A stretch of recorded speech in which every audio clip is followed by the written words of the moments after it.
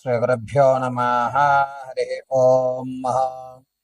ఆపదామభర్తారం ధాతారం సర్వసంపదాం లోకాభిరామం శ్రీరామం భూయో భూయో నమామ్యహం. శ్రీగురుభ్యో నమ. హరి ఓం.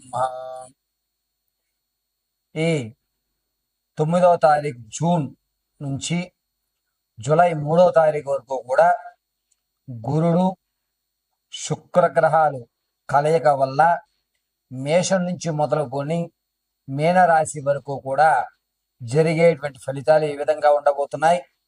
ఈ గురుల్లో శుక్రుడు ప్రవేశిస్తూ ఉండడం వల్ల జరిగేటువంటి విపత్తులు కానీ మంచి అవకాశాలు ఏమన్నా మన లైఫ్లో ఈ నెలలో ఏమన్నా మార్పులు సంభవించవచ్చా, ఆర్థిక ఇబ్బందుల నుంచి మనం ఏ విధంగా బయటపడడానికి ఏమైనా మార్గాలు ఉన్నాయా, అనారోగ్య సమస్యల నుంచి బయటపడడానికి అవకాశం కలుగుతోందా అనేటువంటి విషయాన్ని మనం మేషం మొదలు పెట్టుకుని మీనరాశి వరకు కూడా మనం విశదీకరించి చెప్పుకుందాం. శ్రీ గురుభ్యో నమః. హరి ఓం. వృషభ రాశి వారికి 9వ తారీఖు జూన్ నుంచి జూలై 3వ తారీఖు వరకు కూడా గురుడు శుక్రుడితో కలిసి ఉండడం వల్ల ఇహ పూర్వం మీరు ఏదైతే ఈ పని ఖచ్చితంగా అయిపోతుంది అని ప్రారంభం చేసి చుట్ట చివరిలో ఉంటుందో ఆ పని చివరి నిమిషంలో వదిలేసుకోవడం జరుగుతుంది. విసుగు వల్ల కానీ లేదా ఎదుటి వ్యక్తి మిమ్మల్ని ఏదో అన్నాడు అని ఈగోకి వెళ్ళి పనులన్నీ కూడా ఆటంకాలు ఏర్పడే అవకాశం ఎక్కువగా గోచరిస్తుంది.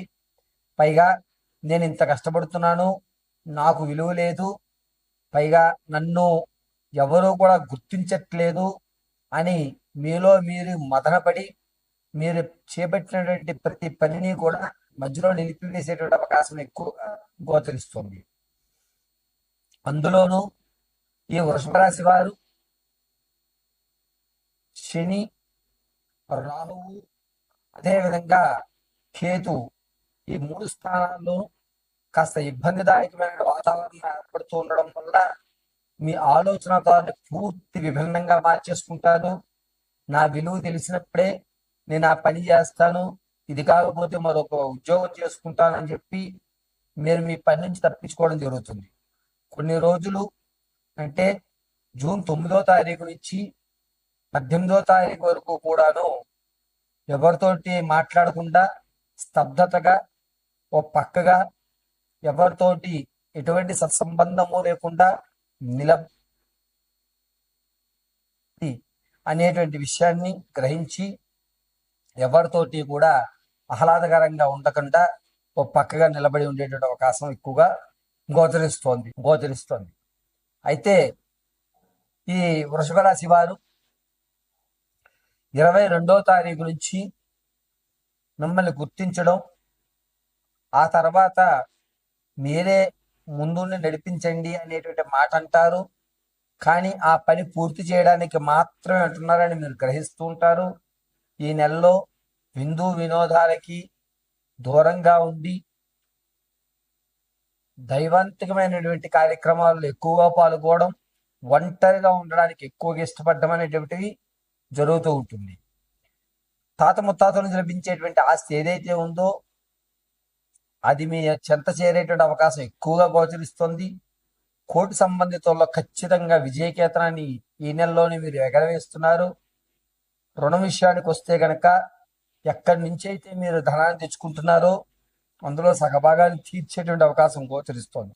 అయితే వృషభ రాశి వారు ధనం విషయంలో ధనం ముఖ్యం కాదు, మనం బాగుండాలి, ముందు మనం ఉంటేనే ధనం సంపాదించుకుంటాం అనేటువంటి నాలుగు ప్రకారంగా ఎదుర్కొంటుంటారు.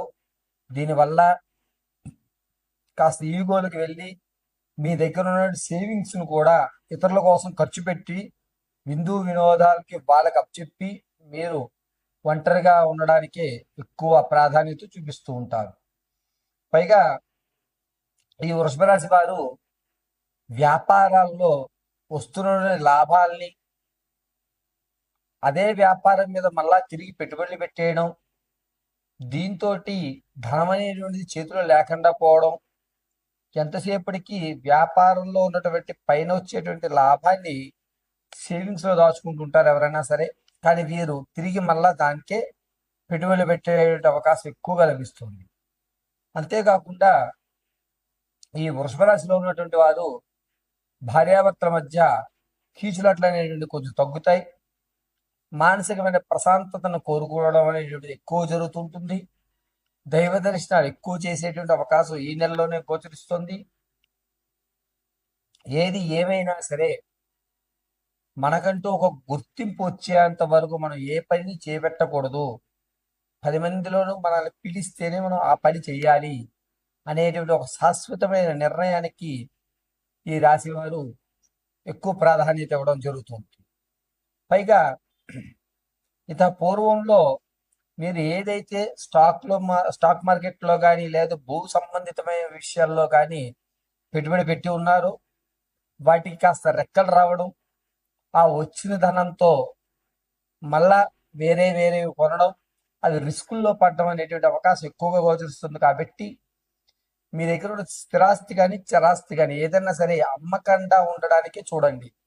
ఎంత అవసరం ఉన్నా ఈ ఒక్క నెల మీరు ఆస్తులను అమ్మకుండా ఉండగలిగితే రానున్న రోజుల్లో బంగారు భవిష్యత్తు ఏర్పడేటువంటి అవకాశం గోచరిస్తుంది.